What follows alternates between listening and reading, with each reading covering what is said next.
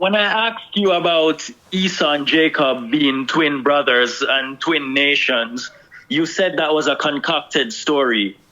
Right. So I would like to know what proof is there that it's concocted?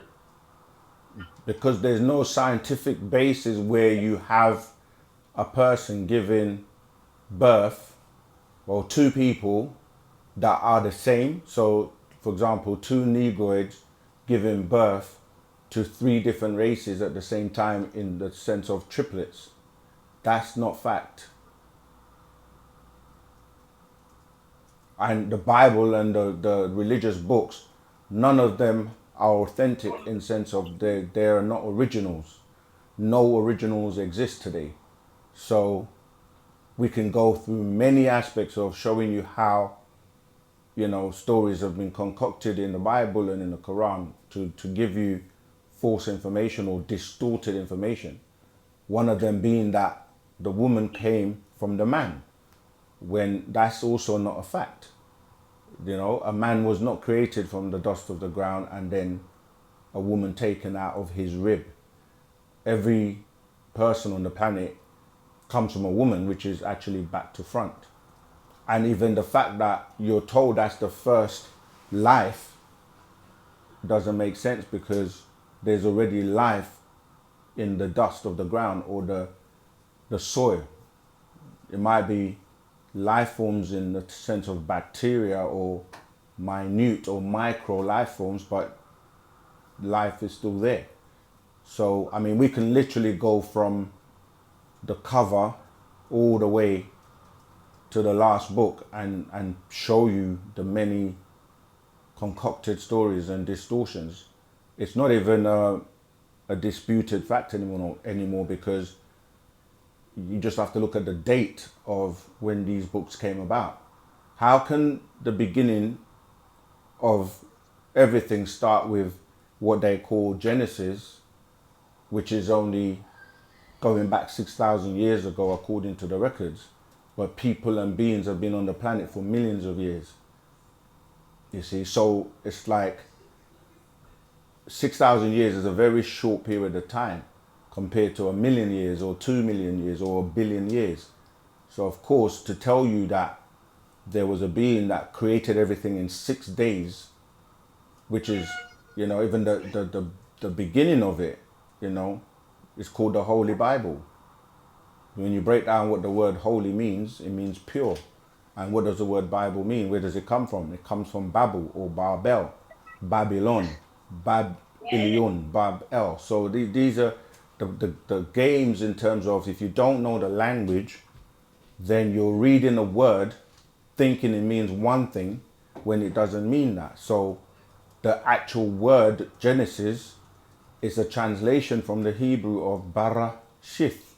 You look at the word bara is talking about a reconstruction, not the beginning of everything, a reconstruction, a refilling of the earth, which means that there was already something here, something happened, and now it had to be refilled again.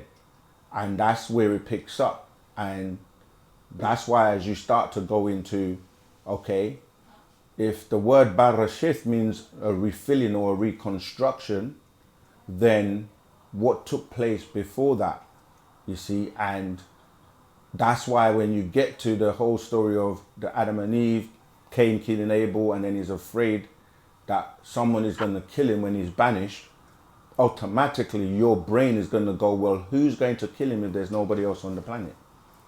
You see, so as we go through and dissect it word for word from the beginning all the way to the end, because sometimes we just get into reading the sentences, or we say the verses, but to form a verse you have to start with the building blocks of the language, which would be the alphabet.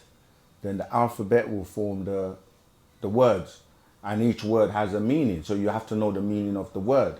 Then those words are put together to form sentences. So it says in the beginning was the word, so you have to learn the word, and the words are what causes people confusion, because you're reading a word that's a translation from another language, and the way the word is spelt is part of the spellings that puts the spell on you. Because if you're reading a book and a word that says the beginning, and in English, if you know English, you have to study English, because there's a system of grammar and how you put, when you read something, like there's punctuation there, you have to understand, like, okay, a full stop, a comma, an exclamation mark, these all give it, you know, the way you relay it. So when you say in the beginning, that's completely different to saying at the beginning, you see. But people will leave these little things out, like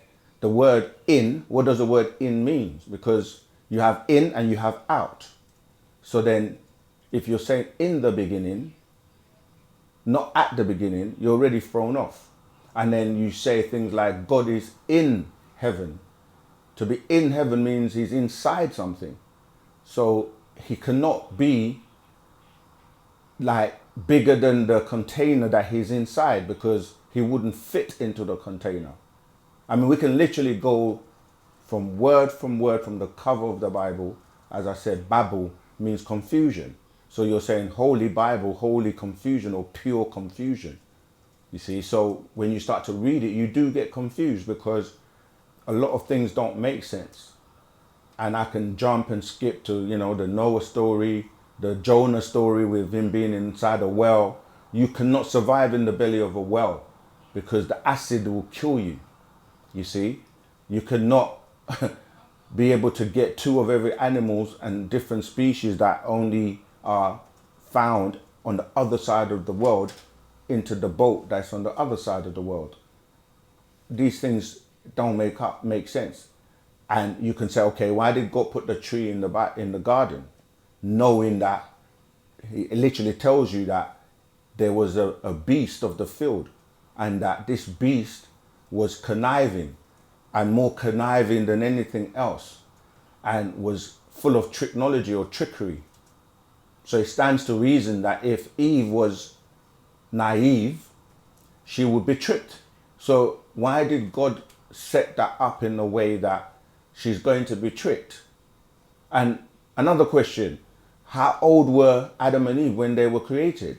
See, all of these things, you see what I'm saying? All of these things, like, if they were created, were they babies, or they were just created adults? Because a woman and a young man, they go through stages of development from puberty, etc., etc. So they don't tell you how old she was, and how, you know, God puts a tree knowing that, you know, it's a temptation. And we can go on and on and on and on. But I'm just showing you how, when I say things are concocted, is because you have to dissect and study and research things to see for yourself.